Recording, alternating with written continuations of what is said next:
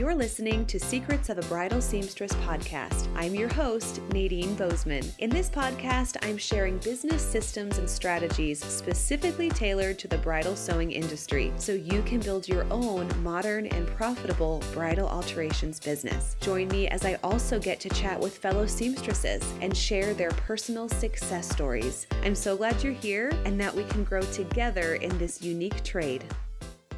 Hey friends, before we get into another episode, I wanted to share with you about a free private podcast series that we have available for you, all about the subject of branded fitting packages. So if you have ever considered charging for fittings or maybe adding a little bit of additional passive income to your average ticket, this would be a great free podcast series for you to explore. It also includes testimonials of bridal seamstresses who have added branded fitting packages to their own portfolio, and they share about their additional income that they've seen in the years since adding fitting packages. And we're talking about like $15,000 to $20,000 in revenue. So it's a big chunk of change. And I can confidently say that every bridal seamstress that has added branded fitting packages to their portfolio has seen this kind of exponential growth and benefit to their business. So I encourage you to sign up for that free podcast series, and it will hit your inbox as soon as you sign up. And you'll have all the tools that you need to create your own fitting packages and also put together a beautiful investment guide to share these services with your potential clients. So that link is in the show notes if you're interested in tuning in. And I'm really excited to learn what this could do for your business this year. Okay, we have a celebrity in our midst, and I am so over the moon to have Mimi G with us today.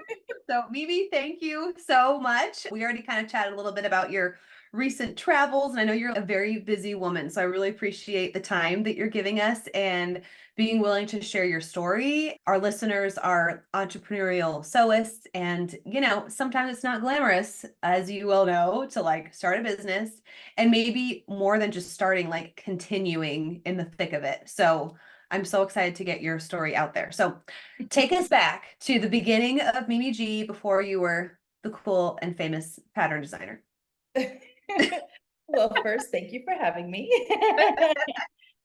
Gosh, let's see. How far back we going? Because it's I don't know. When did the inspiration start? So I initially learned to sew when I was young. I was, I think 12 years old. And I'm Latina, so it's just culturally part of like my family. I saw it all the time, my aunts, my grandma.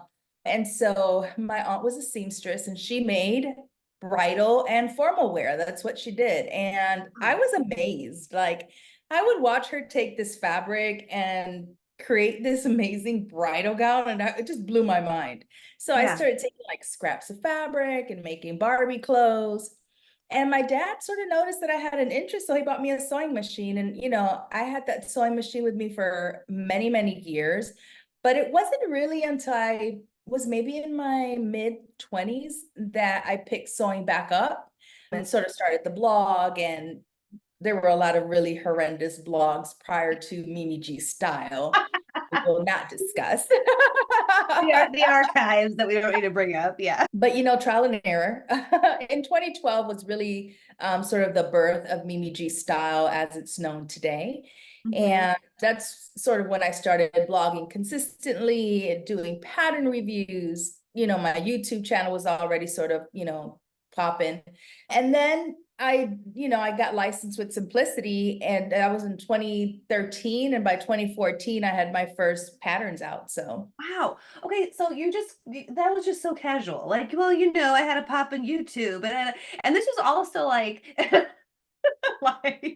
like a decade ago, when I feel like people who had blogs were like on the cutting edge. You know what I mean? Like, and then, oh, you know how to have a YouTube. You know what I mean? So like you have especially at that time, I feel like you had to be really driven to like just do the thing and figure it out. So like what were some challenges then that we kind of take for granted now because things have advanced so much digitally? You know what I mean? Yeah, lots. I think the first thing is nobody was doing what I was doing. Nobody was doing step-by-step sewing tutorials on YouTube. I started YouTube in 2009, 2010, so it was relatively new. So I got sort of a head start, if you would, right? Nobody was Mhm. doing it. I had no competition at the time. There were other sewing blogs that I followed, very little fashion sewing, a lot of quilting, home decor, kids stuff. Right.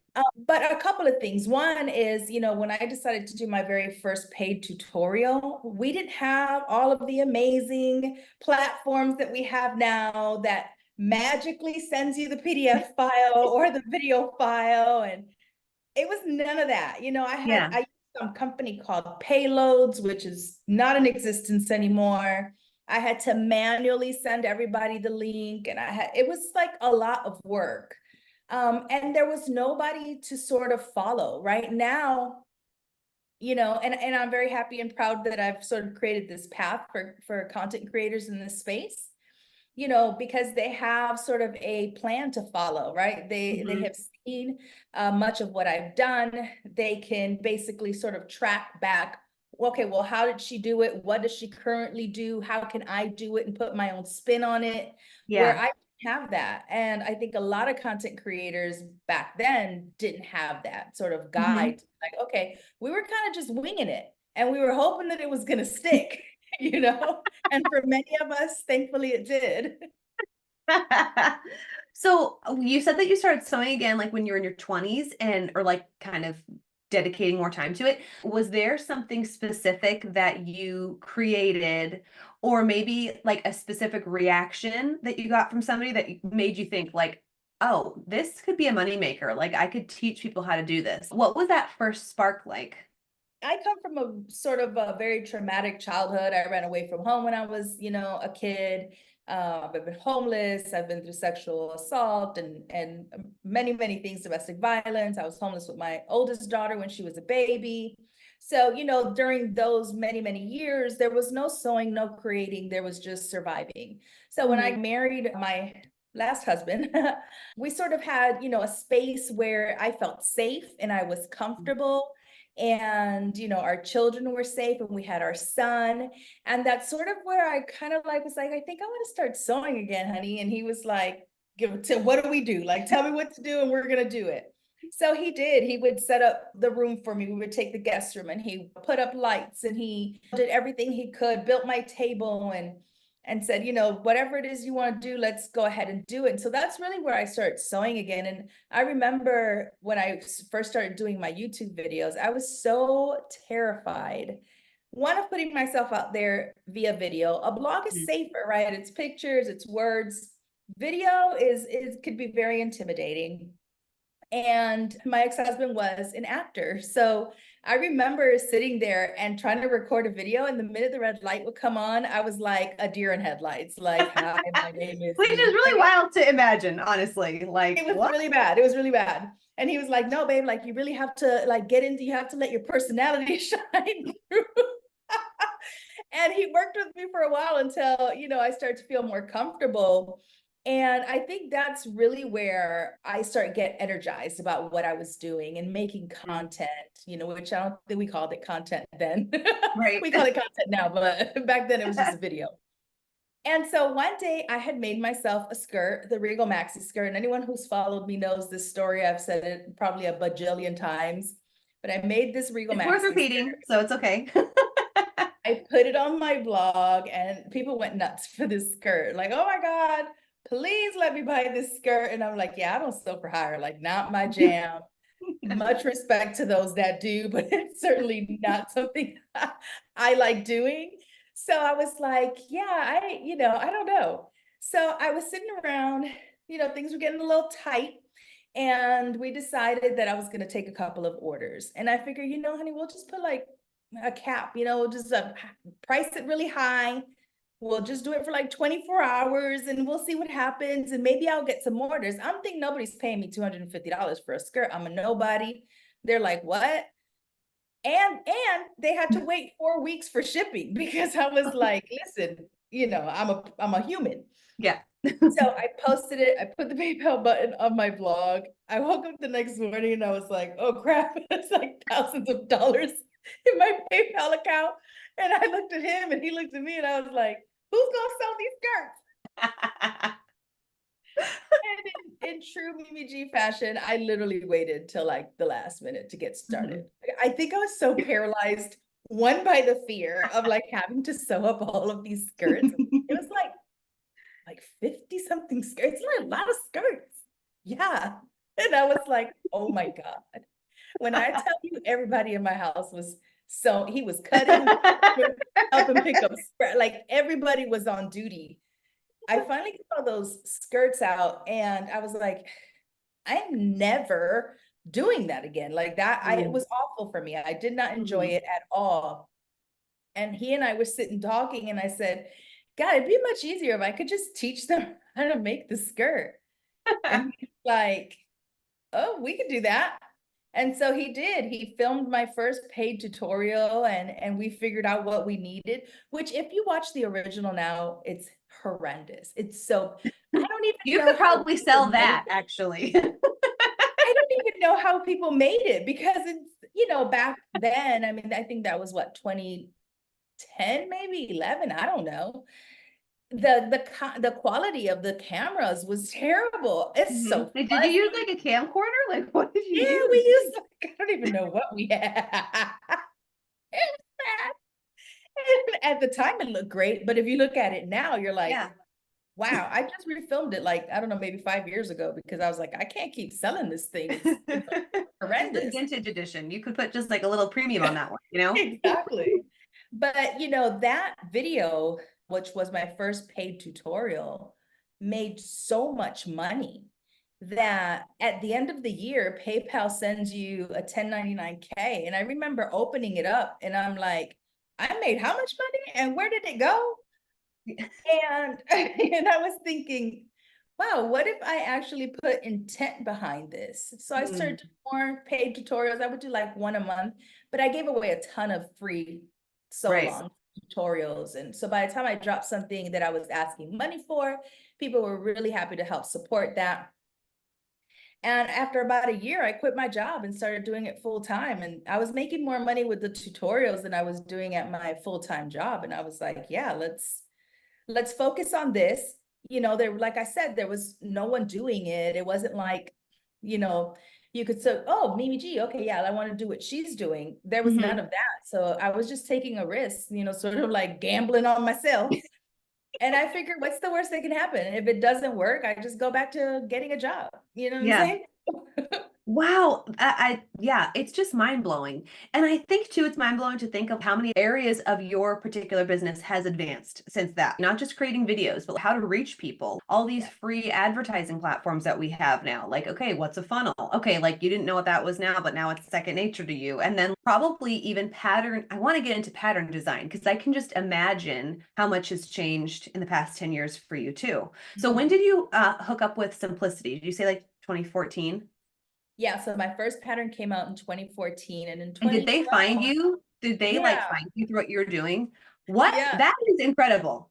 You're like, I've arrived. Simplicity I picked know, me right? I'm up. like, I'm good. so I had been working with Simplicity on like pattern reviews, and they had a department that basically would send you patterns and then you would review them on YouTube and you would get freebie stuff, and that was cool. And so I did that for quite a while. And then this lady named Kristen messaged me and she's like, hey, I love all the reviews that you do for us. She's like, I'm just wondering, like, have you ever thought about having your own, pattern collection? And I'm like, duh, yeah. Yes, definitely. Not even really understanding what that even meant, to be quite Right. honest, but I was saying yes. I was yes. So, I flew to New York.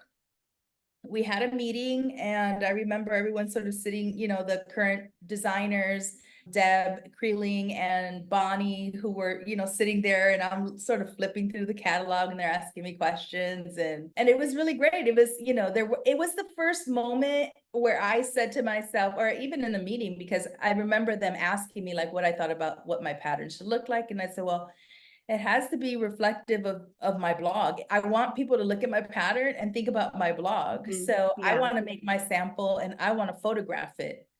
And you can't tell me what I can make it out of, and you can't tell me what to design. So if we could do that, we're good.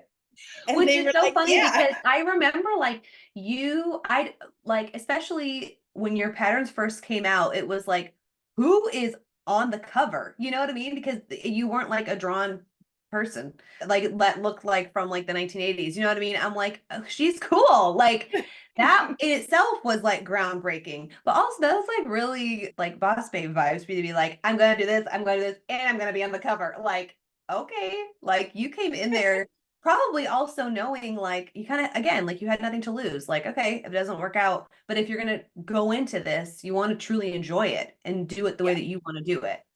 Yeah. Wow. So, so prior to this, I worked in film and production, and I had a really amazing boss. His name was Steve. And he would take me to meetings with him. He would make me sit in on all these calls, and I would listen to him negotiate without fear. I would listen to him tell people what he wanted and not compromise himself. And I was just blown away by it. And I didn't realize what I was learning. But when it got to, my business, and when I had the opportunity to have those conversations and negotiate for myself, I only went based on what I knew. And what I knew was Steve. So I never went into any meeting with fear. I later realized that women specifically have this fear of asking for what they want. And so, because of that, we tend to ask for less or to minimize ourselves, to not be too big in a space. And I never was around that. I was around the complete opposite. So Mm, that's how I've always sort of gone after everything I want. And it's why I teach, even through my podcast, which hopefully I bring back very, very soon. People need to speak up, specifically women, and not be afraid to ask for what they want, especially when it comes to money. That's way easier said than done. Yeah, Yeah. definitely. So before I did this, I taught as a middle school choir teacher. And when I think back to all of my interactions with my administrator, really, I didn't realize, and I don't want to use the word toxic because whatever, it's overused, but I can't really think of another one. So, but like I think of all those interactions and just how like little I felt like, and maybe it did come from a place of protection. I don't know. I don't know what his motives were, but I just felt like really small. And I realized how much that affected once I switched over to being a business owner. Like I had to shed a lot of those fears because it's like, and I didn't even realize it was happening to me when I was in that working environment. There were a lot of similar scenarios like in the teaching space. And I think a lot of teachers will testify to that too, honestly. And then when you're kind of pitted against like parents or whatever situations come up, when we think about what we've been through before becoming a business owner, that truly does shape how we run our business and how we approach clients and contracts and money and goals. Even our self-efficacy will differ depending on our previous experiences. Just to think that you had that kind of experience to set you up, especially coming out of what you already had to go through as a younger person. And I'm sorry to hear of those things that you shared, but it's like then this strong person was brought into your life who showed you like this is how you stand up for yourself and I'll give Yeah. it to you. Like that confidence was, like it was such a gift because you didn't know it at the time, but that's what you needed to be set up to be like who you are now, to speak up for Yeah. yourself. Yeah. And, Oh. it's really interesting because I think over the years, not to say that I haven't had many, many moments of doubt and many, many moments of like, oh, I don't think I'm worthy of this, or, am I a fraud, or I didn't go to design school, all of those sort of imposter syndrome things that a Mm-hmm. lot of entrepreneurs sort of deal with. I have had and still have those moments. That doesn't go away. The thing is that I always wanted to make sure that what I started, I could finish. And when people ask me, how have you been able to stay on top for so long and still be the leader of this space? The Mm-hmm. reason is because I say no. I only do things that make me happy and bring me joy. And when they do not bring me joy, I no longer do them. And the problem is that when people Hard though, start, like even as you're saying it, I'm like, ooh, I know you're right. I know you're right. But it's like the saying no is hard.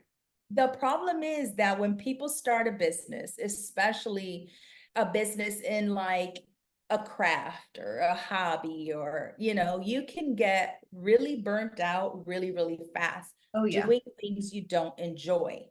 So here are your options, right? You're either going to say yes to everything that comes because you're afraid to turn it down, and maybe they're not going to come back, or maybe they don't want to pay you what you want. So you're going to spend the next however many years taking on jobs that suck your soul and don't make you happy. And at the end of it, you're going to end up hating what you do and unhappy. Or you can choose to do the things that you like and enjoy and bring you joy and happiness, and trust in yourself and the universe or God, or however you have that relationship, that what is meant for you is meant for you. And just keep working and doing the best that you can. Because at the end of the day, you want to be happy. Nobody wants to start a business to be miserable. If that's the case, keep working a 9-to-5 job and let somebody else be miserable, and you just collect a check. I mean, people don't exactly hear it, but it's the truth. And I think like it is so resonates with bridal sewists, like a majority of our audience, because I think also there's this external pressure that like to prove your abilities, or you have to take on these type of projects to prove that you can do it. And like, you actually don't. Like, there are some things that you're just genuinely not going to enjoy, that are going to bring you stress, that like, you know, the kind of client that comes with that project. So it's okay to say no, even when you are in like a really niche field like bridal sewing. Like, you still have the authority to like know, first of all, to recognize what you enjoy to do. Like, I know my ideal client, and I know what dress that looks like too, and I know what designers those dresses are, and I know what shops those dresses come from. And it's like, I have 3 stores now. It's like the rest I'm like, oh, I'm unavailable, because and I think too is because you have to learn the hard way. Like, I remember those summers being stuck with all those brides and like just those icky, smelly dresses, and like I just, yeah. And then then it's like you're taking the power back when it's like you can, but also like letting go of whatever's in your head that's saying that you need to prove yourself by taking the jobs and the projects that you don't want to do. Because I think that's a pretty loud voice in our bridal sewing community, is like, prove that you can do this. It's like, why? But I don't like to. Yeah. Well, I think also because there's so much more competition now, you know, you see it's in your face all the time. You're on social media. That's a great point. You know, you have all of these people doing all of these amazing things, and you're like, oh, well, if I don't do it, can I, you know, continue? Can I compete? Am I good enough? You know, and those pressures are just, you know, can be very debilitating for someone. Yeah. So when did you feel like, oh my gosh, this is, well, I feel like right away you felt like it was totally working. When did you sense that things were getting easier because of maybe like digital advancements, or because your audience was so receptive? Or when did you feel like things were clicking without having to work so hard? Was it after simplicity? Work so hard. I still work so hard. I don't think that part's come yet. The platforms did come. I mean, I remember all I had at the time was Facebook and YouTube, and they served me well. And then I remember Instagram came about, and I was like, oh, another platform. Okay, let me start this and see how this goes. And that went really well. I remember when TikTok came out, I was like, I don't know. Listen, like, I'm in my 40s. I don't know if I could take on another platform. It's a lot. And, you know, you pick and choose the ones that work best for you, and that's okay. You don't have to do all of it. But I do remember, as things sort of, you know, started happening, I remember, you know, having a platform that could deliver digital goods. And I'm like, oh my gosh, this is going to be amazing, you know, and platforms that helped you edit pictures faster, because I couldn't afford Photoshop when I first started, you know, so I had to like work through like PicMonkey and like whatever, you know, free websites there were. But I think it got to and it didn't get to a point where it was sort of easy, but it did get to a point where I knew that there was enough advancement in technology that I could start a membership site. The Sew It Academy was my very first membership site, and nobody had a membership site unless you were like Netflix or Amazon or whatever. Nobody had a membership site for courses, especially not in the DIY space. Trust me, I tried to find them so that I could at least have some kind of like guide to be like, okay, what did you do? Didn't exist. So when I started Sew It Academy, even the platform that I chose didn't necessarily have everything I needed to run a membership site. So we did sort of workarounds. But that was sort of the beginning of like, okay, I could sort of make this a bit easier on myself by providing a digital product that is continuous on a monthly basis, that I Mm-hmm. really only have to film for a couple of days a month and then I'm done. Right. And that was affordable, that most anyone could afford, because that was important to me. I didn't want to charge an extreme amount of money for something. I wanted it to be accessible to most people. And Sew It Academy was sort of the start of that. Yeah, that's amazing. Like, because I think too, one of the biggest struggles, well, especially because there's so many different influencers now in this space, is finding the audience. So I Mhm. feel like early on, you had that confidence in, you have people who will follow you anywhere. And like whatever you want to sell, you have people who are going to buy it and like buy into you because it's you, you know? So it's when you started Sew It Academy, were you like, oh yeah, people will come. You've already had that confidence that they would show up if you provided something for them? Yeah, because the very first thing that I did and that I knew I had to do was build community. And that's the one thing that I think a lot of people miss. The very first thing you need to do is build community. And I Mm-hmm. had done that. I did it through my blog, I did it through YouTube. I wanted to make sure that I gave away a ton of free resources and Yeah. videos and tips, because I didn't want it to seem like I was just charging for something that I had given to them, for free for so long. So Sew It Right. Academy was sort of a more educational platform where you learned how to do things from the very beginning. YouTube is great, YouTube University, but if you want to learn, if you want to learn to do a craft and sewing specifically, you really do need to learn from the very beginning. Mm-hmm. And there was none of that. And so that's the reason I started Sew It Academy. I wanted people to learn the correct way. Now when I look at all of these content creators who take a pair of pants and copy the front and use the same front for the back, I'm like, oh my God, you can't use the back. They're different. And unfortunately, as awesome as it is that they are creating, they are teaching incorrectly. And Mm-hmm. that can frustrate people. If you're not super thin, and let's say you have a big butt like I do, and you cut that same front It's a pattern famous butt, back, so that's a money making butt, you know? you're gonna be really upset because Yeah. it's not gonna fit. And that can turn people away from a craft, Mm-hmm. that I Oh yeah. happen to love and want more people to do. So I wanted people to have a place where they could learn and like I said, do it without, having to break the bank every Yeah. month. And thankfully we're going on, geez, 7, 8 years now. Yeah. And And how has that progressed? It's so much more than beginning sewing. Because I'm even thinking our listeners who are professional sewists, they can still gain so much from this. So tell us about like what else is offered in the membership. Because it's, correct me if I'm wrong, it's $11.99 a month. yeah, Yeah. it's 11.97 a month. And every month you get a new course. So So that alone is like a no-brainer. Like, okay. you get a new course. For a new sewist who has never, let's say a new person who has never learned to sew before, they can start at, course number 1. And all you have to do really is follow an order. And then you get to a certain point where you've learned everything I can teach you as far as the basics, the fundamentals, all the things that you need to learn. And then we go into making garments and patterns. And now we have PDF patterns, and Trish Camacho has, a pattern making course within Sew It Academy for students sort of just getting into it. If you're an intermediate or more seasoned sewist, you can join Sew It Academy just so you get a free PDF every month and a free sew along. And now Mhm. you're always, making something amazing. And I'm always the Right. one designing, so it's going to be good. So there's a lot. We have, some menswear stuff in there. There's tailoring. There's Yep. a fashion illustration course within Sew It Academy that you can take. So there's so much stuff. I think we're almost at 100 courses at this point. That's incredible. That's so Yeah. exciting. And I love how you're thinking, okay, like, well, how do we just keep serving the advanced? Like and I think that's also unique is that it starts from the very beginning and it'll take you as far as you want to go.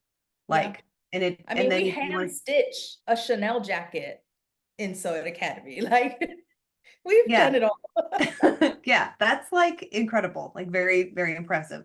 So, and I feel like, okay, some listeners are going to be like, I can't compare to what she just explained. Like, that's incredible. We all start somewhere. We all start with the same like idea. Do I take this risk? Do I keep going even though I'm like tired and like I'm putting in like so many hours and it's not quite paying off yet? Like, what would you tell listeners who feel like they are stuck in like the cog of getting the business off the ground? Because I feel like that first season of your business, like you're just putting in almost everything that you have. Like when I think back of even when I started my bridal alterations business, like I've said this before on the podcast, like I don't know how my husband and I like survived because I would teach at school, come home, see clients, sew into the night. You know what I mean? Like it was just constantly. And then I was like, how do I market? What is Instagram? Like, how do I build a website? Like all these things. And it felt so hard.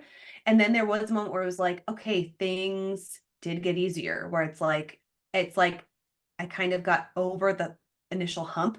Now there are still things that come up, especially like with like podcasting or the membership or whatever, but like people who are stuck in the cog and just feel like they're like, ugh, when am I going to get past this? What do you tell them? You have to really want it. Mm. So if anyone's ever listened to my podcast, I'm not the like hold your hand and tell you everything's gonna be okay kind of a person. My friends know that if they come to me, you're gonna get it, like, I'm not gonna be like, it's fine, you're okay. You're gonna no.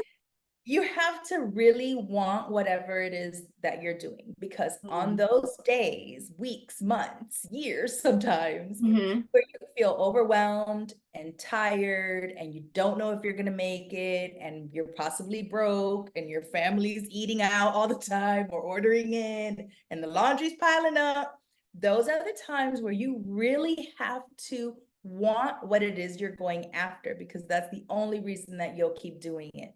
Mm. If you are starting a business simply because you want to make money, then you might as well just stop now. That is Mm. the absolute worst reason to start a business. It's okay to want a side hustle and it's okay to want extra cash. But doing a side hustle and starting and running a business are two very different things. And one requires a lot more effort than the other. And Mm-hmm. at the end of the day, you have to be able to sit. Listen, I don't do anything unless it's not on the list. It's on the list, it's going to get done.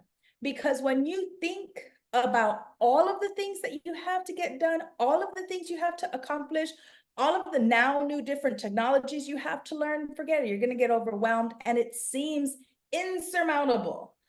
Just like Mm-hmm. you said, you felt like, oh my God, there's so much going on. And at some point you were like, okay, it's getting a little easier. Mm-hmm. It's getting a little easier because as you go through, you're knocking things out. Start with one thing. Mm-hmm. Start with one thing that you really love and focus on that, and really take time to make a list of all the things that you love about what you're doing and the things that you don't.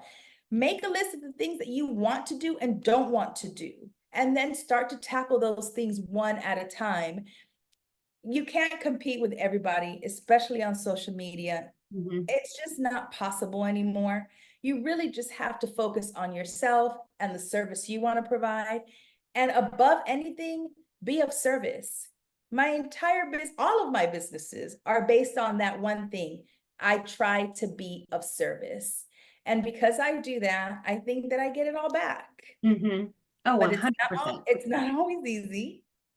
And not everyone's built for it. Not everyone is built to be an entrepreneur. You may think you want it. You may think that it's for you. And then when you get started, you might realize, okay, maybe I'm not cut out for this. Maybe this isn't the path I want to take. And it's okay to stop and pivot. I have pivoted many a times. Yeah, I started this. I don't like it. I'm going in another direction. And that's okay. All of those things are going to happen. I think the idea that when you see somebody on the internet and all of a sudden they're, internet famous and it looks like they're making all of this money, that you feel like, well, hell, why isn't this happening for me? But, when people look at me, if they don't know me, they could have those same thoughts. What they haven't seen is the last 12 years of my life where I Mm-hmm. have struggled and I have worked, a full-time job, came home and just like you worked on my business, made dinner and put the kids to bed and then worked on my business some more, sewed at night or woke up earlier. The thing is that you have to put in the work. Otherwise, it's not going to happen. And I don't, we've gotten to a place because I think of social media and the interwebs. Yeah. People think it's supposed to happen easy. And it's not. Yes. If you ask anybody who's successful, they'll tell you the same thing. I worked harder than anybody else. When they were sleeping, I was working. When they were out vacationing with their girlfriends and having to popping bottles, I was sitting here working on my website, learning how to use a new platform. You know what I'm saying? Like, how much do you want it? Right. How much do you want it? Yeah. You bring up such a good point about just how we even subconsciously compare ourselves to others' success, which is oftentimes a highlight reel anyway, and working like in the consulting side of things. And I shouldn't be shocked, but oftentimes I am shocked working with people that, they have this like beautifully curated Instagram, and it's like you're thinking that they're bringing in XYZ, in revenue. And then I see their numbers and I was like, oh, okay, this is where we're at. You know what I mean? Because you can project whatever you want to project on social media. And so as we're scrolling or thinking like, oh my goodness, they came out of nowhere and now they're like winning. Either they're just showing you the highlights, or what's happened, like you said, for the past decade is all of like the blood, sweat, and tears that you're not seeing that brought them to. Or I was just talking to one of my girlfriends, she has a YouTube channel. It's like really successful. And she said sometimes when these like new YouTube artists come out of nowhere and they have like a bazillion followers, within like the first month, what we don't see is that they've had a different account with a different name for 10 years. It wasn't doing great, but that's where they learned all the lessons. And then they started over with like a new channel name, knowing, what they know now. So there's so much more people's stories than we realize. And I think once we get into that comparison game of like, oh, it's easier for everybody except me, it's like, doesn't get you anywhere. And it just builds like resentment towards the successful people who could be like your mentors, or like it could happen. If it can happen for them, it can happen for you. Just know that you love it and you want to do it. Yeah. Really When people ask me, maybe what's the fastest way for people to make money? Teach what you know, right? That's the easiest way to make money. And that's what everybody on the internet is trying to do.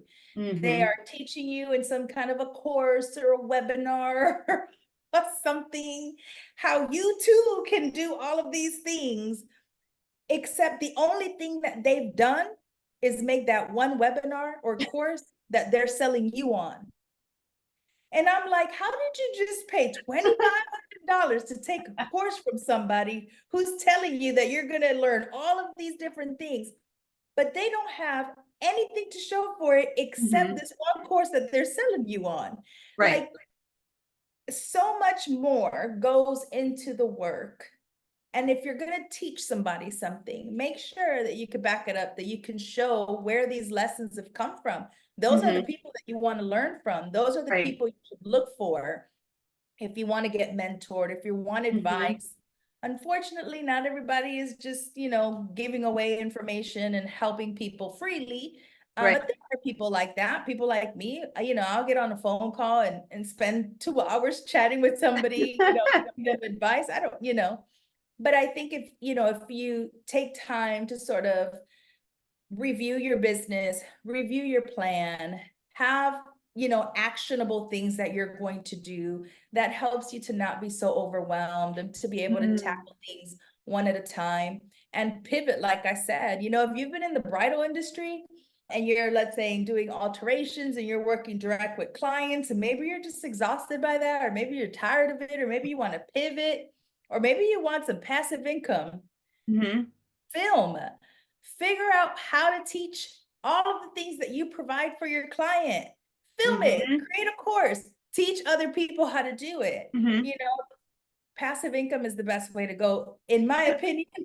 Yeah. And also there's so many different personalities. Like, yes, the content itself might already be out there, whatever, like, okay, how many bridal sewists, educators do we need? Well, people are going to resonate with your personality and they might not resonate with somebody else's personality. And I think that's what is really cool about this age that we're in, is you can find somebody that you like and that you feel like for whatever reason they're inspiring you to keep going, and they can teach you. And so there's definitely room for multiple educators for that reason. Like you're going to Yes, attract people because it's just you. Like you just show up as yourself. And like these, the term personal brand is so common. It's like such a buzzword now, or buzz phrase, but it's because like people want that personal connection. And I think that also kind of like takes the fear out of it, because you're going to attract who you're going to teach, who wants to learn from you. And then if they don't click with you, you can, okay, you're not. that's exactly right. Yeah. I've never been afraid to share with people exactly how I do things, exactly what my business models are, because people follow me, people purchase my products, people sign up for my memberships because, like you said, I have a direct connection to them, right? They're buying Mimi G. They know me as a person.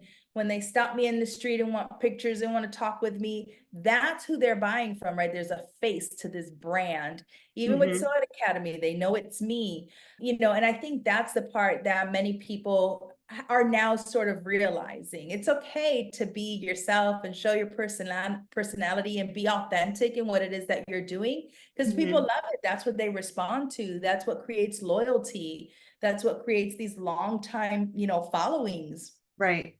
It blows my mind every day that I'm still here and able to do amazing things. I remember when I was going to get married and they were like, "Are you going to make your wedding dress?" And I'm like, "No, listen, I sew just about anything, but bridal is a completely different beast." The inside of those garments, the foundation of those garments, the construction, you don't learn that with a simplicity pattern. We're not doing that, okay?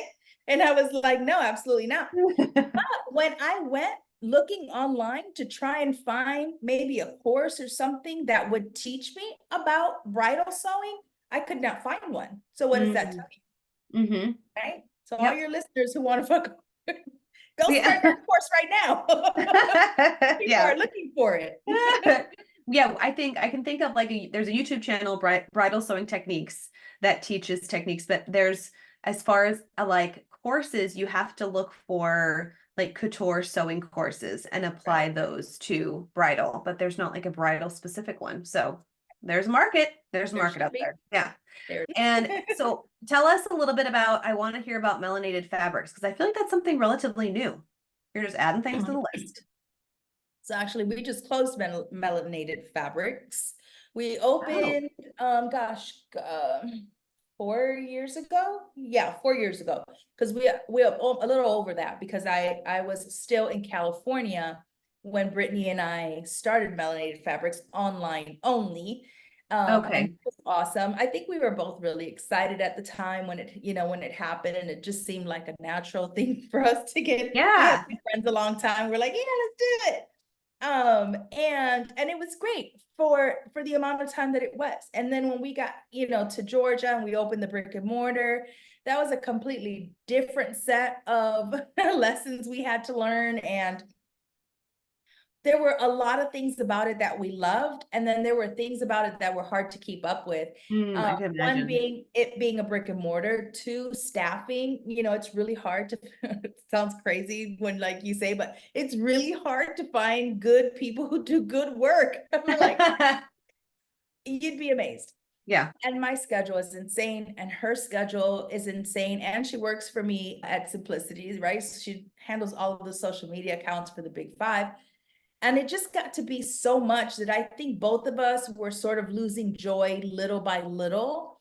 Yeah. And like I said, I don't do anything that doesn't bring me joy. Yeah. And she's the same way. She's like, listen, partner, I don't know. At least it was mutual. So you're like, okay, both of us. Yeah, listen, if either of us were going to keep going, we would have just kept going. But, we've been very good friends, best friends for many, many years. We know each other very, very well. And, the fabric market is very difficult. One, because in order to sell fabric, you constantly have to buy inventory.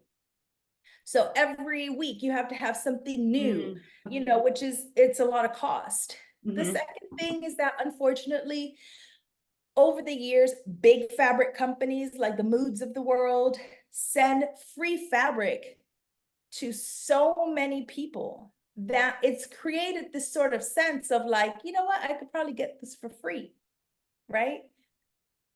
Because if I make something from their fabric, they'll send it to me. And that has had a very big impact on the smaller fabric companies because they can't compete with Mood. Okay, they can't compete with the big stores. And so unfortunately, so many fabric businesses are just, calling it quits. And Yep. I totally get it, because when me and Brittany were looking at the financials and the cost of keeping everything going and the amount of time that it was taking, and neither of us could really give it the amount of time that it needed, we were like, yeah, let's walk away, while we can. And so we did, and we were both very happy about it. Yeah, yeah. When we had the closing, people were like, oh, I'm so sorry to see you guys go, and I'm like, I'm thrilled.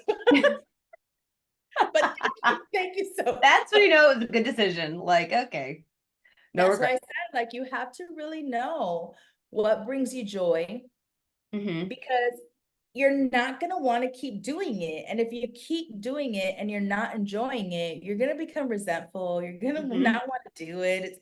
It's just going to be an unpleasant experience. So just really know yourself, Yeah, know what it is that you like doing. yeah, Melanated Fabrics had its purpose. It did amazing things. Me and Brittany are forever proud of it. Who knows, it might resurface at some other yeah. point online. Definitely never again as a brick and mortar. All of my businesses are digital. I enjoy them that way. I see, your stories. I see your reels of how you're always like, you're still making stuff for fun.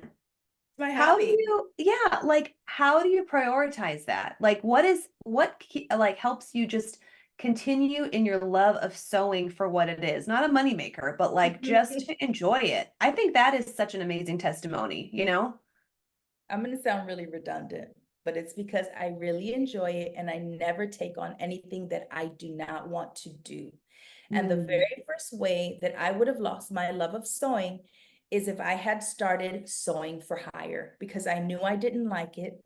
But if it was because, oh, well, you know what, I could make money from it, maybe this could be a business, I would have been miserable. I wouldn't have enjoyed it. So that is why I say it's really important, especially if your business is based on your hobby, that you are very careful what you choose to do and what you don't do, because it will take a little bit of that love that you have for that hobby away. And so whenever I got to a place where I was doing something and I wasn't enjoying it, I'm like, not doing it anymore. I simply walk away. I've turned down a lot of money and I I'm happily sure. do so, because sewing is something that I love to do. And I never want to get to a point where I think of sewing and I'm like, oh, Right. Yeah. and that can Yeah. happen. That can Yeah. happen with almost any hobby. Yeah, absolutely. That is, yeah, that's so wise. And again, just taking the pressure off of feeling like you have to do something because of whatever pressure you put on yourself, you know? Right. All right, so where will Mimi G be in 3 years? Like what are your next goals? Well, we have just launched Sew It Academy on Spotify in the UK, so that's amazing. Wow. Spotify started adding education to their platforms, and they launched in the UK, and Sew It Academy is part of that. So we have a whole new set of courses that are coming out.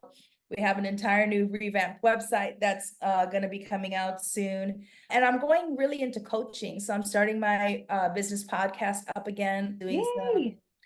individual and group coaching. I have some workshops that I'm working on, because there isn't a place where entrepreneurs can go and get sort of a step-by-step or a real clear definition of what they should be doing and not doing from someone that's not trying to charge them, $3,500 for a business course. Like, I need things to be accessible to people. That's why most of my products have always been very low when it comes to, how much I charge, because I think that part of what has helped me and part of my success and part of the blessings that I have received in my life is because I love to give freely. I really want to be able to share what I've learned and how I've done it with other people so that they can do it too. Mm-hmm. And once you start charging incredibly large amounts of money, you immediately tell an entire section of people that it's not for them, you know? And Right. I want people that come from the communities that I come from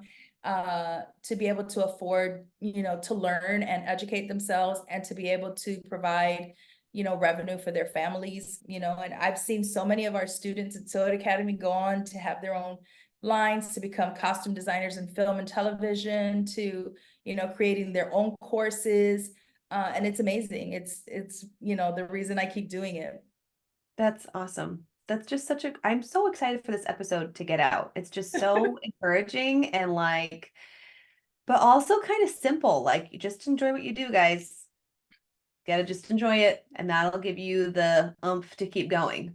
So, Listen, when you old and you sitting on that porch, you're not going to be thinking, well, I spent the last 50 years of my life miserable, but I made a pretty penny. Like, nobody wants that. Like, yeah, exactly. you know? Exactly. Oh, thank you so much. And just thank you for what you do for our community and like the fun that you bring to it too. Like, because I love seeing what you make and I'm like, oh, I want to make something too. You know what I mean? Like that's what I love. It's like, oh yeah, I have that fabric that's been stashed away. And so when I see you like, oh, I just made this for an event, I'm like, oh, okay, that's what I'm gonna go do it too. So for me, that's what I love most about you and following you is just that inspiration to like this is why I love to sew and like I want to keep that at the forefront of my mind. So thank you so much. And we know My where to find you. pleasure. All of your info is going to be in our show notes. So listeners, you know where to find Mimi G and Sew It Academy.